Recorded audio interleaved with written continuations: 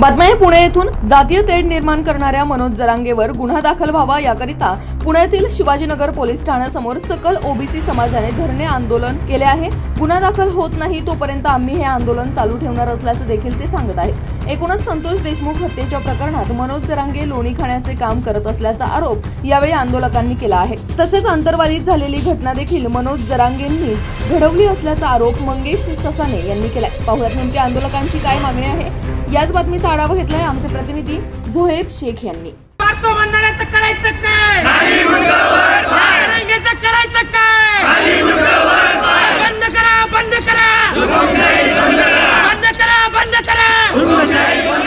Shivajinagar police स्टेशनला समस्त OBC समाज हा जातीवादी मनोज जरांगेंनी पुण्यामध्ये तिकडे परभणीमध्ये जे फुटकार काढलेले आहेत आणि जे एका समाजाला मारायची घरात घुसायची चिथावणी दिलेली आहे, तर त्याच्या विरुद्ध गुन्हा दाखल करण्यासाठी आम्ही इथं एकत्र आलोय। गेल्या 1 वर्षापूर्वी याच मनोज जरांगेंनी अशाच चिथावण्या देऊन महाराष्ट्र पेटवला होता। ह्या मनोज जरांगेवर महाराष्ट्रामध्ये 4 ते 5 ठिकाणी नियमभंग केले, कायदाभंग केला, 2-3 वाजता सभा घेतल्या, चिथावणी दिले, त्याच्यामुळे एसट्या फुटल्या, म्हणून त्याच्यावर ऑलरेडी गुन्हे दाखल आहेत। पण एका पण गुन्ह्यामध्ये त्याला अटक झाली का नाही ही खरं संशोधनाची गोष्ट आहे। आणि हा परत आता निर्रावलेल्या एखाद्या गुन्हेगाराप्रमाणे महाराष्ट्रामध्ये फिरून फिरून आपण जे म्हणतो मेलेल्या टाळूवरचं लोणी खायचं जे करतोय, त्या बिचाऱ्या संतोष देशमुखांना न्याय देण्यापेक्षा, त्यांना पुरावे गोळा करून देण्यापेक्षा त्यांच्या कुटुंबाला घेऊन महाराष्ट्रामध्ये फिरायचं, चिथावणीवर भाषणं द्यायची। आणि दुकान त्या आरक्षणात ते बंद झालेलं आहे, कुठं तरी दुकान चालू करण्यासाठी हे सगळे उद्योग करतोय। आणि त्याच्यामधून ह्या अशा चिथाच्या मधून जर परत 1 वर्षापूर्वी सारखा महाराष्ट्र जर पेटला, जातीमध्ये दंगले घडल्या, तर महाराष्ट्राचा सामाजिक लोका आणि न्याय व्यवस्था बिघडली जाणार आहे। त्याच्यामुळे या वेळेला आळा घालावा म्हणून आम्ही इथं गुन्हा दाखल बोलले। ओबीसीवर ज्या पद्धतीने केला जातोय, वंजारी समाजाच्या पद्धतीने टार्गेट केलं, बीड मधल्या म्हणजे एका बाजूने धाराशिव, एका बाजूने लातूर, एका बाजूने संभाजीनगर आणि मध्ये ते जाऊनच्या घरात घुसून माझा जरांगेला सवाल आहे, जरांगे पाटील तुम्ही कुणाच्या घरात घुसणार आहे आणि घरात घुसून तुम्ही काय करायत, हा माझा सवाल आहे। त्यामुळे महाराष्ट्र पेटलाय। तुम्ही जातीवाचक बोलल्यामुळं या महाराष्ट्रामध्ये प्रत्येक पोलीस स्टेशनला गुन्हे दाखल व्हायला लागले।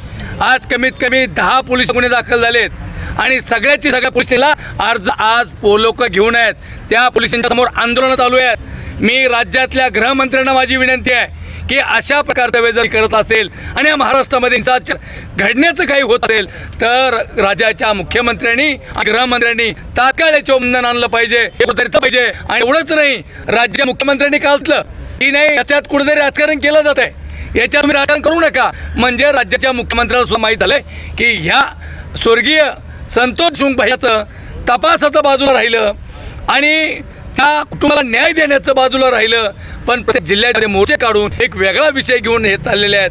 माझी विनंती आहे राज्य शासनाला, राज्याच्या मुख्यमंत्र्यांना विनंती आहे, गृहमंत्र्यांना आहे, अशा बोलणाऱ्या माणसा जागी चाळा घाला आणि त्यावर ज्या प्रत्येक महाराष्ट्रातल्या प्रत्येक मी ओबीसी बांधवांना विनंती करेल की ज्या असं वक्तव्य केलंय त्या ठिकाणी आपल्या पोलिसांनी जाऊन गुन्हे दाखल केले। काल आपण पाहिलं की संतोष देशमुख यांची जी हत्या प्रकरणाच्या आज बीड, परभणी, पुणे या ठिकाणी मोर्चांचं आयोजन केलं जात आहे। तर मला असं सांगायचं आहे या माध्यमातून की पुणे शहरात आक्रोश मोर्चा काढण्यात आलेला आहे। तर हा याचा नक्की हेतू काय होता, कारण पुणे शहर हे शांततेचं प्रतिबिंब असलेलं शहर आहे। त्यामध्ये गुन्हा कुठे झालेला आहे, गुन्हा झालेला आहे, हत्या झालेली आहे मराठवाड्यामध्ये, आणि मराठवाड्यातून येऊन तुम्ही आमचं पुण्यातील वातावरण दूषित करण्याचा आपण प्रयत्न करत आहात का? मग यामध्ये पाठीमागे राजकारण आहे का, याचा देखील विचार करायला हवं। आम्ही सर्वच बांधव आणि संतोष देशमुखच्या कुटुंबांसोबत आहोत, पण यामध्ये कुठेही एकमेक खरं तर म्हणेल की असा हा संवेदनशील विषय आहे, याच्यावर जबाबदार व्यक्तींनी अशा प्रकारचे वक्तव्य करून दोन समाजामध्ये जी ते निर्माण केली आहे, त्यामुळे कुठेतरी समाजामध्ये वाद आहे। हे लवकरात लवकर कुठेतरी थांबावे आणि जे जरांगे मेन ह्याचे सूत्रधार आहेत, 2 समाजामध्ये नेहमी पेटवण्याचा प्रयत्न करणारे, यांना त्वरित अटक करण्यात यावी ही सर्व ओबीसी बांधवांकडून मी विनंती करते। धन्यवाद। 25 रोजी झालेल्या सभेमध्ये काही आक्षेपार्ह स्टेटमेंट केले गेले होते, तर त्या संदर्भाने गुन्हा दाखल करण्यासंदर्भाने निवेदन मिळालेलं आहे. त्यासोबतच ते काही व्हिडिओ लिंकसुद्धा देत आहेत, व्हिडिओ आहे.